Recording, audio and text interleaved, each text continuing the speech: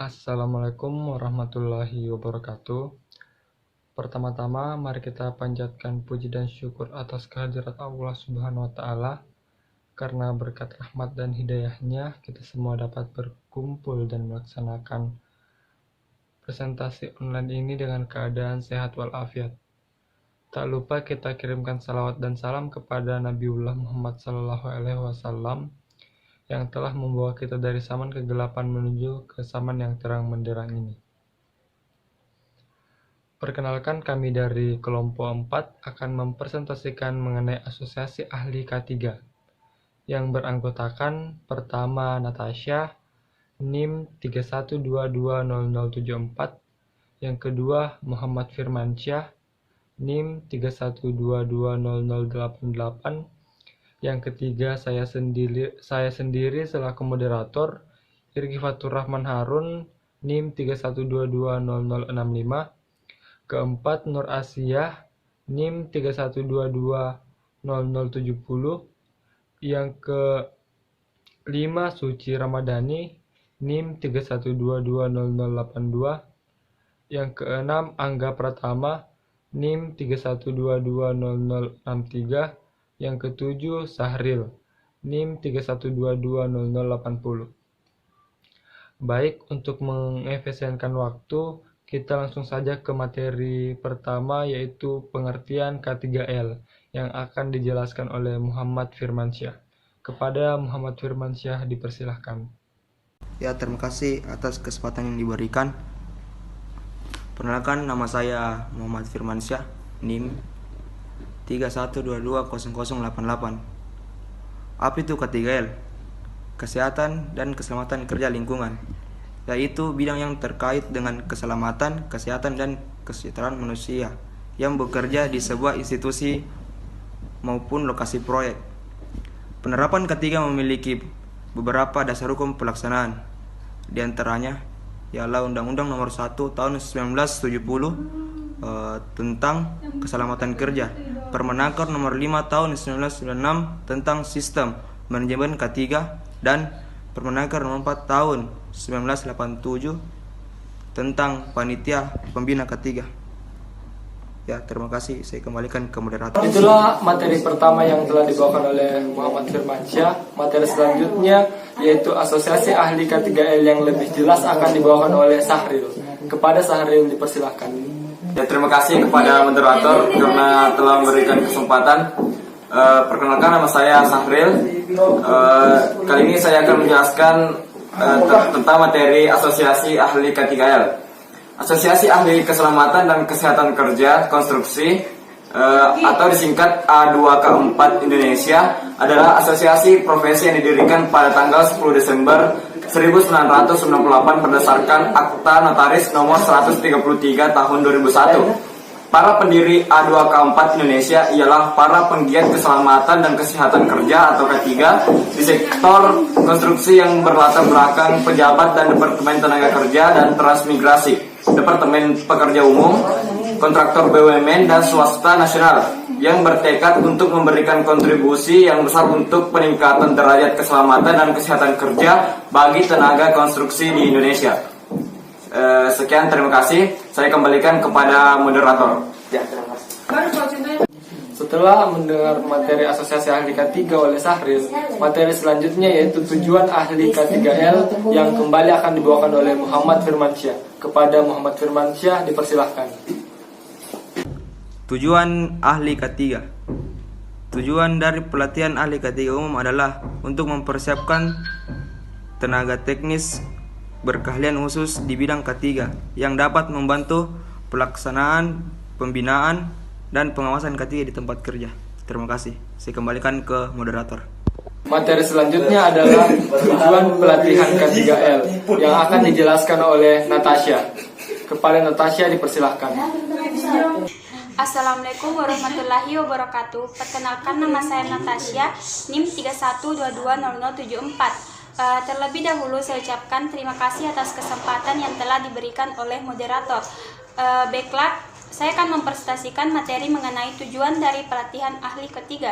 Adapun tujuannya yaitu yang pertama, mampu melaksanakan operasional K3, di mana di dalam training diajarkan bagaimana menjadi seorang ahli K3 yang sesuai standar. Yang kedua, mendapatkan sertifikat K3 yang dapat menunjang finansial. Ketika Anda lulus dan training ini, Anda akan mendapatkan sertifikat K3 lisensi Kemnaker RI. Sertifikat ini pada umumnya akan bermanfaat dimanapun Anda bekerja. Karena sertifikat ini bisa menjadi sebuah pengakuan bahwa Anda seorang ahli K3 umum. Dan dalam beberapa kasus, seseorang yang sudah memiliki sertifikat ini akan berpotensi untuk menambah penghasilan atau gaji di perusahaan. Yang ketiga, menunjang promosi jabatan di perusahaan. Saat ini, perusahaan mencari pekerja yang siap kerja dan memiliki pengakuan.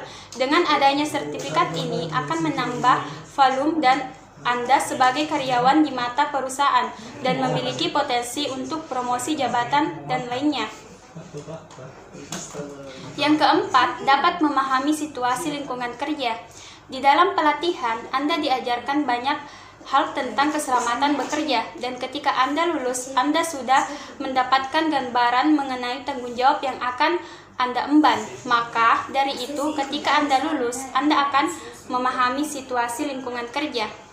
Yang kelima, mengurangi potensi angka kecelakaan kerja.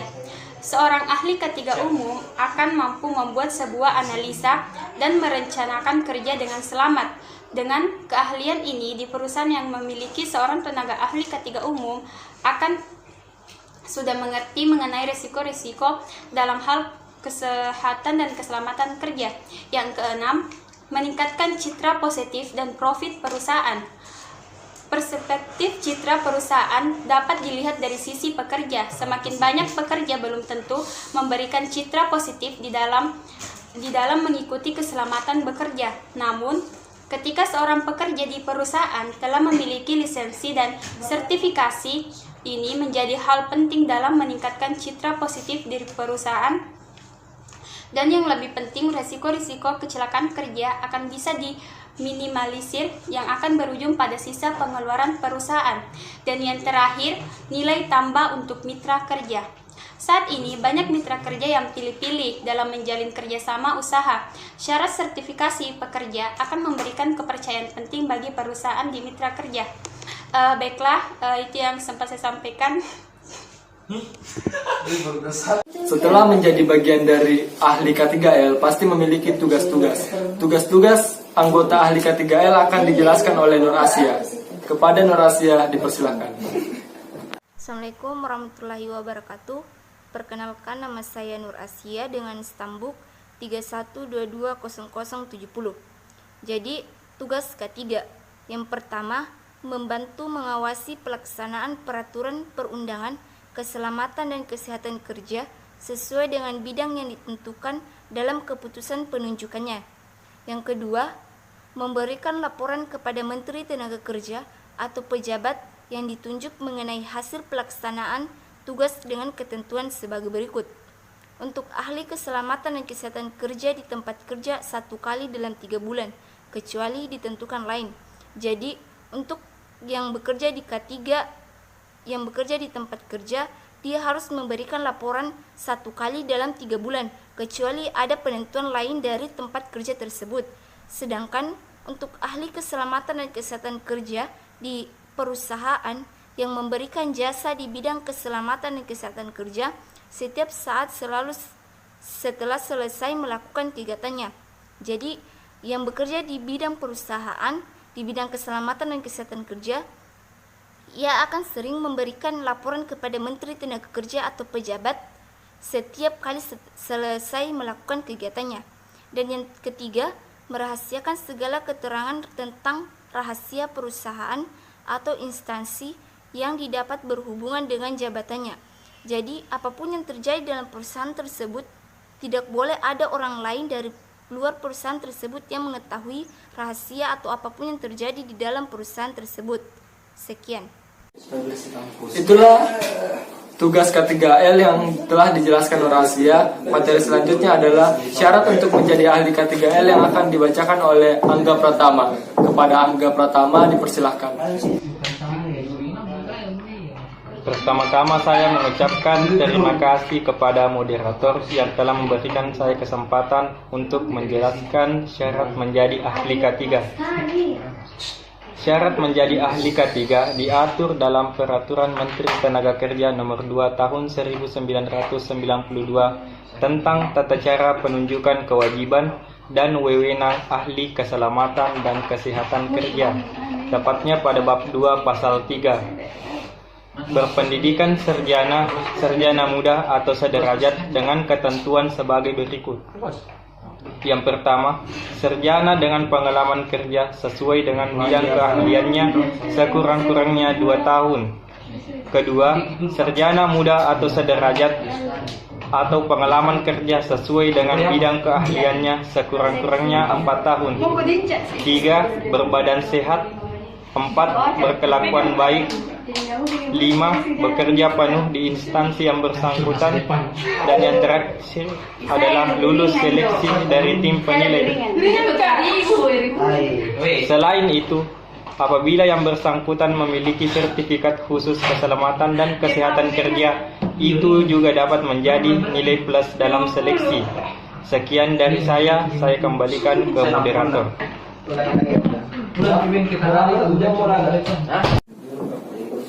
Materi selanjutnya adalah kendala yang bisa dihadapi setelah menjadi anggota ahli K3L yang akan dipaparkan oleh Suci Ramadhani.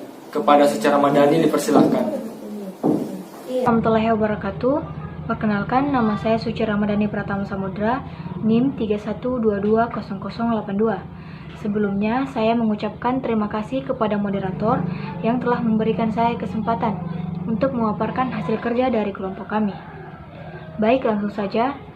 Kendala-kendala yang biasa dihadapi dalam pelaksanaan perjanjian kerja bersama dalam hal penerapan K3. 1. Pemahaman karyawan mengenai isi perjanjian kerja bersama.